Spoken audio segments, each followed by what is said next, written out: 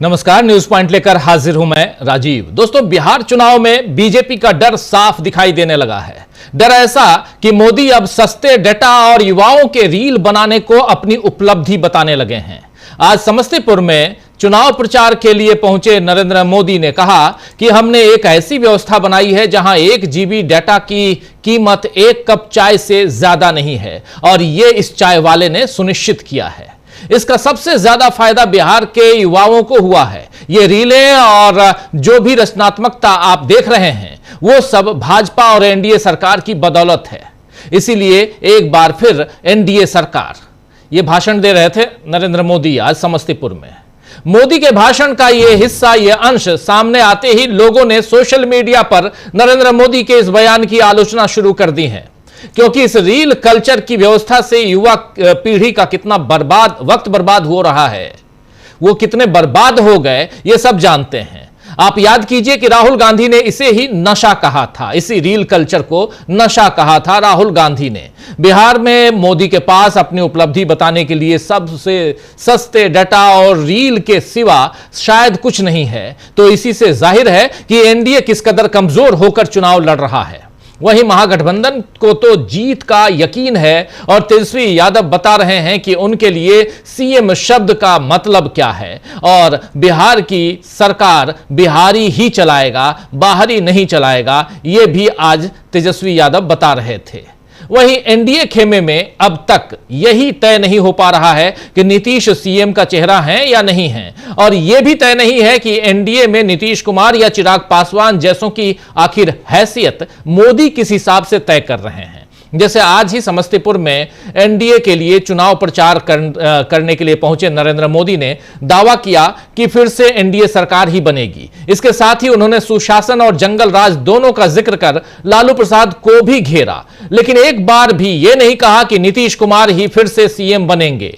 जबकि कल से इस बात की मांग हो रही है, जबकि मांग और तेज हो रही है कि मोदी और अमित शाह भी बताएं कि एनडीए का सीएम चेहरा कौन होगा। इधर समस्तीपुर की एक और घटना आपके सामने रखना चाहता हूं, एक और वाकया आपके सामने रखना चाह रहा हूं। इधर समस्तीपुर में ही जब मंच से भाषण देने के लिए चिराग पासवान का नाम लिया गया, उनको पुकारा गया, तो इससे पहले कि चिराग उठते मोदी ने इशारे से उन्हें बिठा दिया और नीतीश कुमार को भाषण देने के लिए भेज दिया। आइए जरा इस तस्वीर को देखते हैं, जरा स्क्रीन पर ले आइए, फुल स्क्रीन, जो कुछ घटनाक्रम हुआ आवाज के साथ सुन लीजिए क्या कुछ हो रहा था। सुनिए। बिहार के विकास पुरुष एनडीए गठबंधन की धारा को आगे बढ़ाने वाले, जंगल राज को समाप्त करने वाले ऐसे बिहार के मुख्यमंत्री नीतीश कुमार जी हम लोग के बीच उपस्थित है। एक बार नारा दीजिए, नीतीश कुमार जिंदाबाद, नीतीश कुमार जिंदाबाद, विकास पुरुष जिंदाबाद, नीतीश कुमार जिंदाबाद।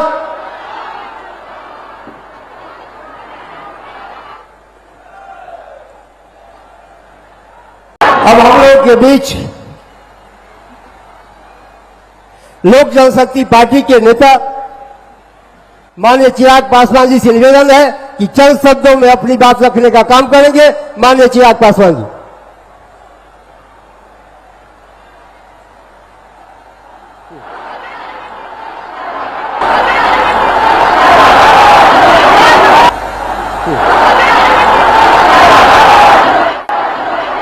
हम लोग के बीच बिहार के विकास पुरुष, तो यहां आपने देख लिया चिराग पासवान को बुलाया गया, लेकिन नीतीश कुमार को इशारा कर रहे हैं यहां बैठे बैठे नरेंद्र मोदी। और इससे पहले कि चिराग उठते मोदी ने इशारों में इशारा करते हुए उन्हें बिठा दिया और नीतीश को भाषण देने के लिए भेज दिया। यहां साफ दिख रहा है कि चिराग पासवान को भी उनकी जगह, उनकी हैसियत नरेंद्र मोदी दिखा रहे हैं और उन्हें आगे भी सब कुछ मोदी के इशारों पर ही करना पड़ेगा, यह साफ यहां दिखाई दे रहा है। बिहार में एनडीए की ये तमाशे सबके सामने मंच पर हो रहे हैं और अमित शाह दावा कर रहे हैं कि एनडीए तो मजबूती से आगे बढ़ रहा है। आज सिवान में अमित शाह थे और अमित शाह ने सिवान में कहा है कि लालू के बेटे का अभियान शुरू होने से पहले ही खत्म हो गया, उनका गठबंधन बिखर चुका है। मोदी और अमित शाह केवल और केवल लालू प्रसाद के परिवार और गांधी परिवार को कोसकर एनडीए के लिए वोट मांग रहे हैं। आज जबकि इधर आरजेडी ने एक पोस्ट में तंज भी कसा है कि मोदी ने अपने 37 मिनट के भाषण में 10 बार आरजेडी का ही नाम लिया। आरजेडी ने क्या कुछ लिखा है जरा वो आपके सामने देखिए। 37 मिनट में 10 से ज्यादा बार आरजेडी का नाम। प्रधानमंत्री बीजेपी के हैं या आरजेडी के हैं? आरजेडी का ही नाम जप रहे हैं। घबराहट चेहरे पर दिख रही है प्रधानमंत्री के। कोई इनको पानी पिलाओ और इनको इनकी अपनी पार्टी का नाम याद दिलाओ, ये यहां पर आरजेडी का लिखना है। मोदी और शाह चुनाव प्रचार में लगे हैं दोस्तों, तो तेजस्वी यादव ने भी आज से अपने प्रचार को और धार देनी शुरू कर दी है। मुजफ्फरपुर की पारू विधानसभा सीट पर प्रचार करते हुए तेजस्वी यादव ने जो कुछ कहा है, आइए जरा उनकी जुबानी सुन लेते हैं। क्या कुछ कह रहे हैं पारू विधानसभा मुजफ्फरपुर में, क्या कह रहे हैं तेजस्वी यादव, सुनिए। आज बिहार से लोग पलायन करते हैं मुख्य 3 कारणों की वजह से। कोई पढ़ाई के लिए बाहर जा रहा है, कोई कमाई के लिए बाहर जा रहा है, कोई दवाई के लिए बाहर जा रहा है। लेकिन 20 साल नीतीश कुमार जी मुख्यमंत्री हो लिए, 11 साल से प्रधानमंत्री नरेंद्र मोदी जी हैं और आप लोगों ने हर बार सांसद भाजपा का जिताने का काम किया। बिहार में 20 साल से सरकार बनाने का काम किया, फिर भी बिहार में प्रति व्यक्ति आय सबसे कम पूरे देश में है तो बिहार के लोगों का है। किसानों का आय दुगुना नहीं हो रहा, मजदूर जो है बदहाल स्थिति में है। आप सब लोग जानते हैं कि क्या आप लोगों को झेलना पड़ रहा है। तो आप सब जानते हैं कि क्या कुछ आपको झेलना पड़ रहा है। तेजस्वी यादव का भाषण संकेत दे रहा है कि बिहार में इस बार एंटी इनकम्बेंसी में नीतीश सरकार विदा हो सकती है।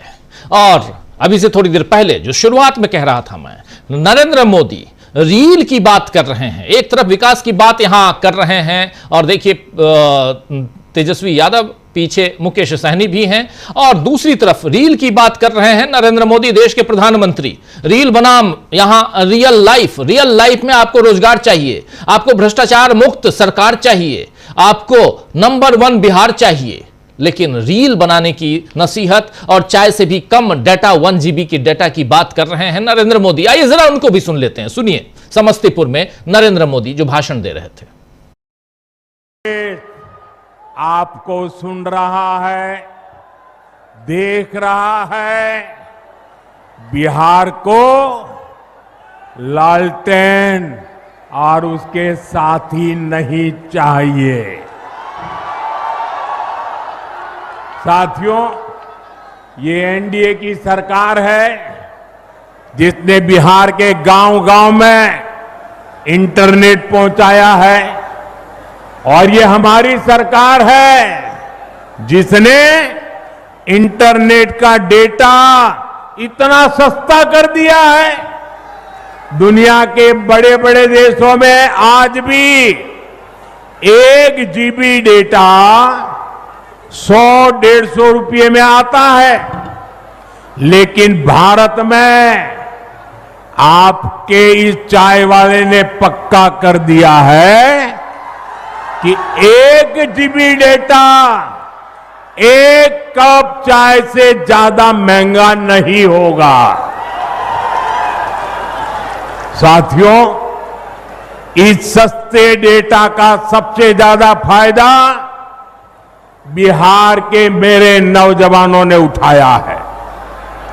ये जो रील्स पर रील्स बन रही है ना, सारी क्रिएटिविटी दिख रही है, उसमें भाजपा और एनडीए की नीतियों का बहुत बड़ा योगदान है।